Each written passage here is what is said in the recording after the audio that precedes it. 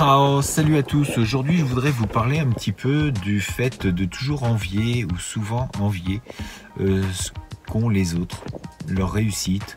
On va voir ça ensemble, tout de suite. Dans notre vie, on est souvent en train de regarder ce qu'on a et souvent en train de regarder ce qu'ont les autres. On met notre vie en parallèle avec la vie des autres.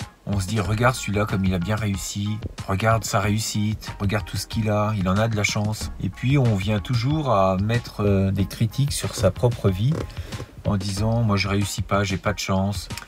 En fait, on a la chance qu'on veut avoir aussi. On se donne des fois pas assez de mal pour réussir dans notre vie.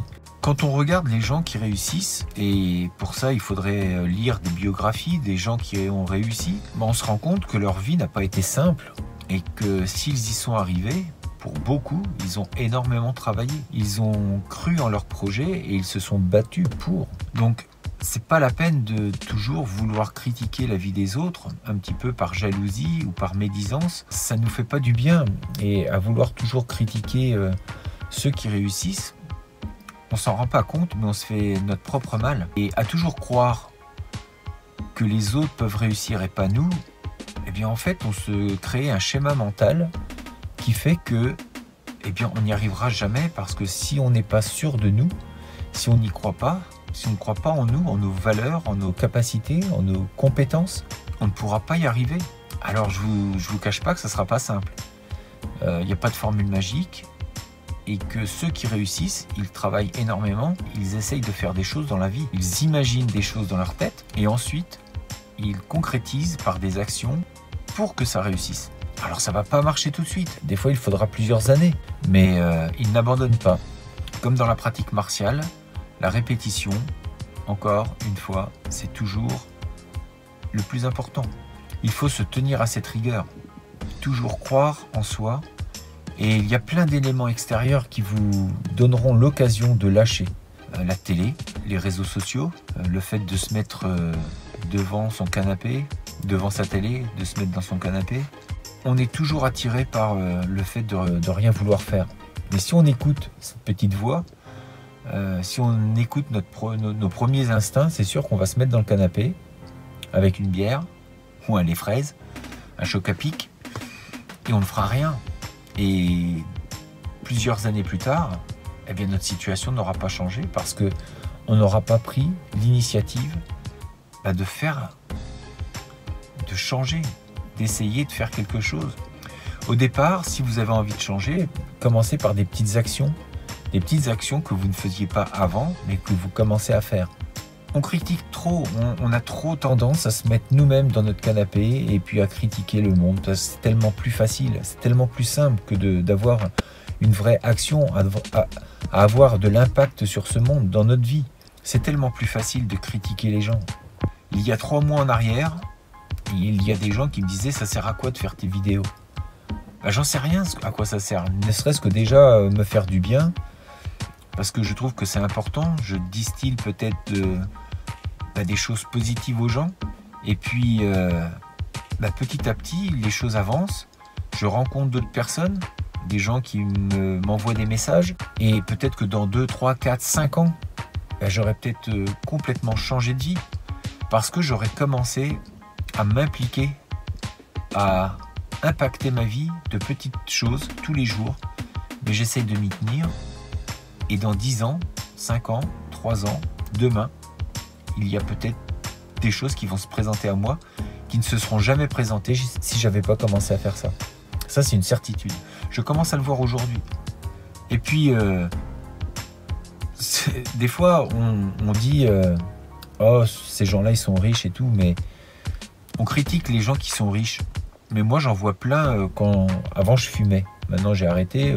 J'essaye de diminuer avec la cigarette électronique et j'espère bientôt arrêter. Donc ça aussi, c'est des changements que je mets en pratique petit à petit.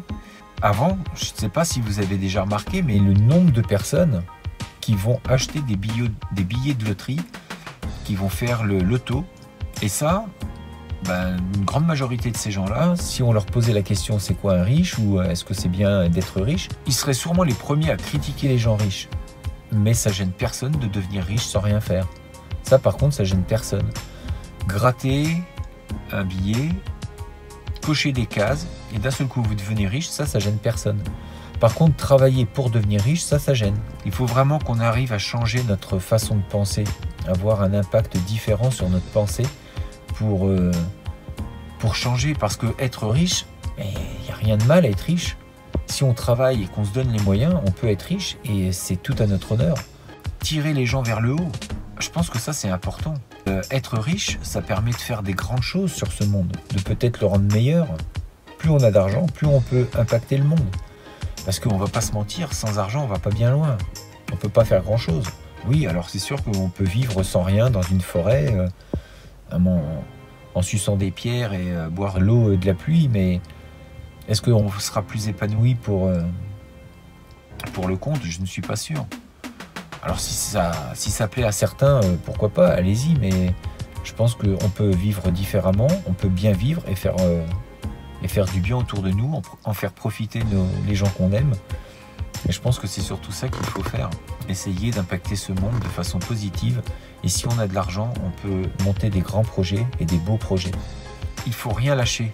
Vous allez monter des projets, croyez-moi, plus vous allez monter et plus vous rencontrerez des problèmes. Des problèmes d'ailleurs qu'il faut faire glisser sur vous et de vous dire qu'il y a des solutions. S'il y a des problèmes, il y a des solutions. Focalisez-vous sur les solutions, pas les problèmes. Continuez d'avancer dans vos projets. Croyez en vous, battez-vous, parce que la vie c'est ça, c'est se battre. Pas physiquement, mais mentalement aussi, moralement. Battez-vous, croyez en vous, ne lâchez rien. Et vous verrez que vos projets vont se bâtir petit à petit. Et vous ne pouvez pas savoir la fierté que vous aurez vous-même.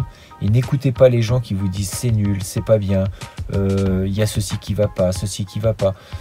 Est-ce que ce sont déjà des gens qui ont fait des choses? Est-ce que eux-mêmes créent des choses, essayent de apporter de la valeur ajoutée à ce monde? Et si c'est pas le cas, ne les écoutez pas. Continuez, battez-vous. Il y aura toujours des gens qui se moqueront de vous, qui ne croiront pas en vous. Mais ça, c'est le dernier de vos problèmes. Le problème, il est en vous, c'est vous. Qu'est-ce que vous faites de votre vie? Battez-vous.